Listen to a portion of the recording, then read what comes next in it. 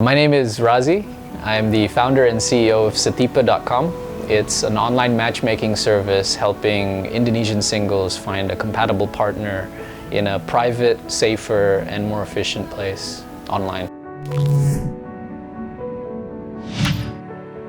Well, Setipe.com again focuses on healthy relationships between people. Initially, we're looking into the romantic space, online dating. So helping people in Indonesia to meet compatible singles. And what that means is it tries to follow how Indonesians typically find their spouse or find their life partner. In Indonesia, it's a more conservative society. We typically meet our partners through our friends or family or people that we trust outside of work and school. And then we're not very good with conversation, so we like to be introduced. We don't pick up people in the bar as much as in the West.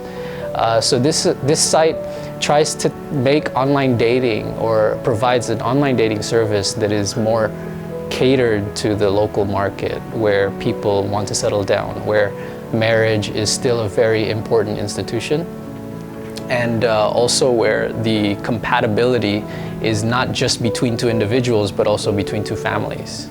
Because we're very conservative, very traditional, typically, where if you get married, it's between two families, not two individuals. So we're trying to cater that by matchmaking people on a lot of factors, on demographic preference, personality, compatibility, but also socioeconomic factors. I think if you look at our society, it's closer to where India is than the West, where, you know, similar sites, I think, in India have sprung simply because of the need of the market. So in the future, we want to expand that, because I think we can use our technology and our brand to not just help online singles, but to help offline singles, but also to help online couples. I believe that you have to cater women, because wherever the women are, the guys will follow. And I think it's very important to make women feel comfortable online. Because if we look at what's happening around the world in terms of the news stories, especially in Indonesia, where there's a lot of abuse towards women, and, you know, we're talking about, you know, if we look at online dating in general, what happens is that, here's the problem. Women, the doors are open where guys can access them, and guys will send them a lot of messages. So it's being able to help them to curate who gets to send them the message is the solution. Whereas for guys, it's not opening the door to people that they can communicate to, but it's about making sure that they get a reply. So for guys, it's about increasing reply rates. In other terms, if you're going to throw a shot, making sure that it hits the target. For girls, it's about getting shot less. And here's the point that we've learned is that when a lot of these people learn about who they are better, you know, learn about who they are, what are their strengths, what are their weaknesses, it's about learning to be able to identify who you are and communicate it openly, communicate it confidently, and accepting that this is who I am, and also realizing that if you do that, the people that are going to be attracted to you are the people that are compatible for you, naturally. And the people that are turned off by you, by being yourself, are the people that are not compatible for you. So it's a really, I think, natural way for you to actually make your search for a partner more efficient. Specifically for Indonesia, are two things that I learned that I didn't know before. First is that socioeconomic matchmaking is a factor here. So what you see, for instance, in Facebook is that the initial early adopters are middle upper class people who have first access to the technology.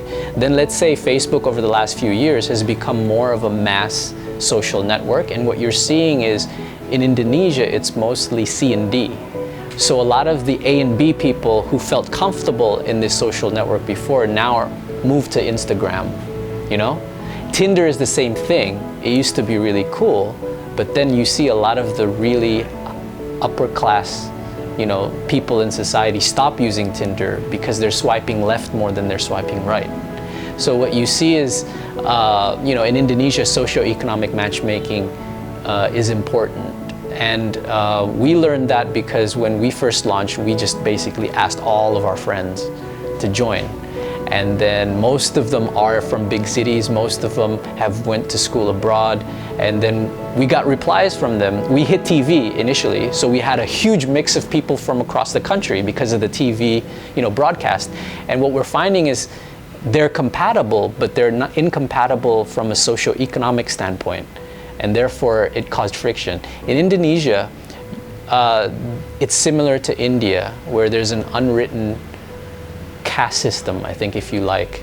Not quite the same, but quite similar, meaning that if you were born into a middle class or upper class or rich family, you wouldn't date your driver. You wouldn't date your housemaid. You wouldn't date your barista. You wouldn't date the shopkeeper, so there's these classes, and I think our matchmaking system had to address that because people were receiving matches that were compatible, but socioeconomically they were really far apart. So that was one. The second is, in Indonesia, we're really bad at starting and developing conversations. This is very important. In the West, for some reason, you guys have been trained to start conversations and develop them. You have the confidence to go up to a girl in a bar or in a cafe and say, hey, what's up? My name is so-and-so, how's the weather, whatever. In Indonesia, we don't have that. We have introductions.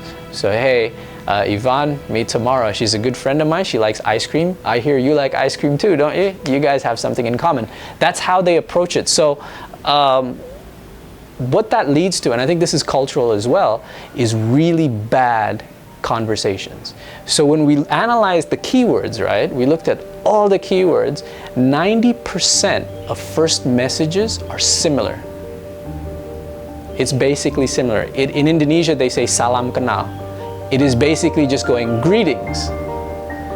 And then 50% of the first reply is greetings to you. And when we looked at the data, and if you started a conversation that did not include those words, you were twice as likely to get a reply. So we realized that it's a huge problem, and we're now trying to solve it with tips. So we have two features that we're looking to build. The first one is we want to use psychology to empower your search. So based on your personality and based on your match's personality, we're going to give you tips on how to start a conversation with that person. So based on your personality, I'll know whether I should ask you a philosophical question or a practical question or an imaginative question. I'll know whether I should ask personal questions early or should I avoid asking personal questions. I'll also know whether or not I should show my emotions early or should I wait in terms of developing. So we can help them with that. The second thing is a chatbot, like a wingman. So we're looking, right now we're using real people, university students, counselors, people who want to be counselors. We're basically helping people start conversations. We're giving them tips. We're going, hey, you should say this, you should say this, you should say this. In the future, based on the data that we collect out of those conversations, we want to create a bot that's basically like your wingman. The problem with online dating is that the better you are at matchmaking people, the sooner that they find their partners, the sooner that they leave your business and as a customer. So what we're trying to do is we're trying to serve a bigger market by looking at people that are already couples. But in Indonesia, as you said before, offline is still huge, and so we want to kind of serve people offline. One of the things that we might be able to do, and we're looking at right now, is being able to allow our technology to help matchmakers across Indonesia. So it'll create a new job position, it'll create a new kind of profession where matchmakers across the country, which already exist, have access to our tools to be able to not only lend credibility to what they do, but also use it to expand their search for their clients. So the search for clients will be offline, face-to-face, through my network, through my reputation. But then when I'm matchmaking someone, I could do two things through Setipe system. I could access more singles across Indonesia, including the regional area that I'm serving. But also number two, I can supply personality compatibility reports that's built into what we've already done here to help kind of, let's say it's like a headhunter, but for love. So when I created this, I never realized that we would ever help anybody get married.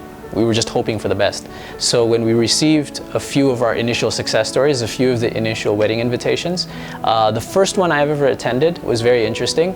I arrived and they recognized who I was, and I didn't recognize who they were. So it's very interesting. And then they introduced me to their parents, and then their parents were hugging me and saying, thank you very much for introducing my children. So they treated me as if I was a personal matchmaker. That was very interesting. And you know, they were a very confident couple. It explains why they told us about it, and why they wanted me there, and why they introduced me to the entire crowd as the guy who helped them meet. So that was, and we've built a really close relationship. The second story is really interesting, where they met on Setipe, but then their parents have accepted their relationship. They want to get married, but then their family, their extended family, don't agree that they met online. So it highlights this issue where there's this perception where online is full of really immoral content, and therefore if you were to meet anybody online, it's immoral, so it's unacceptable. So there's just still that really negative stigma and perception. So what we're trying to do is we're trying to help people understand that the internet is just a tool to connect with other people, and good and bad things are going to happen. And so if you look at it as a place not to date or to love someone through an online medium, but it's just meeting people, then you know that stigma hopefully will change over time. But the sheer number of success stories that we have has helped dispel a lot of that negative sentiments, and this includes the difficulty in recruiting for this business, because a lot of people are very interested in terms of what we're doing technologically, but also socially, but it's difficult to explain to their parents who want them to work for a big bank, for a big company, and what is this? What are you, matchmaking people now for a living? You know, and they don't realize that behind it is some serious tech, and behind it is an opportunity to create something from scratch and be more involved in the day-to-day of and the building of a business. So a lot of really parents here are still involved in their children's careers and even in their marriages. So what you're seeing is the need for young people to be able to explain why they're working in a startup, why it's exciting, why it's important, and why is this going to help them build something in the future instead of the past. We have investors, so obviously the KPIs we'd like to personally track are kind of different from the business side. If from a business standpoint, obviously, you know, engagement, acquisition numbers, retention numbers, acquisition, and then ARPU.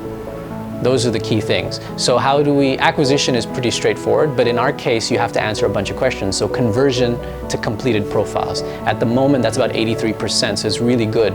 So 83% answered that 100 questions, which is remarkable. And I think our campaigns have worked in that we're telling a story where we're telling the public, basically, you need to, in Indonesia, this is important, you need to pray and you need to put effort. Putting effort is joining Setipe. So that has helped increase our conversion from 45%, these campaigns, from 45% when we started to about 83% right now. So that's astonishing. The second part is daily active users, it's messages sent, number of matches introduced. All these kind of things are very important.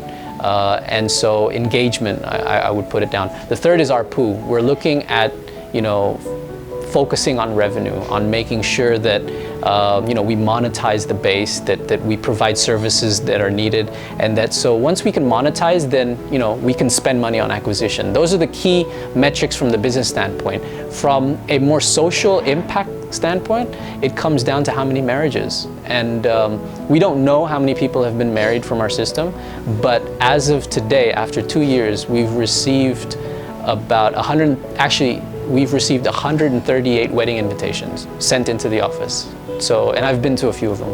We have about 600,000 signups on Setipe since late 2013. And we've introduced about 7.5 million potential couples. 4.5 million conversations have taken place and 138 wedding invitations. We're still not sure how many people actually have gotten married.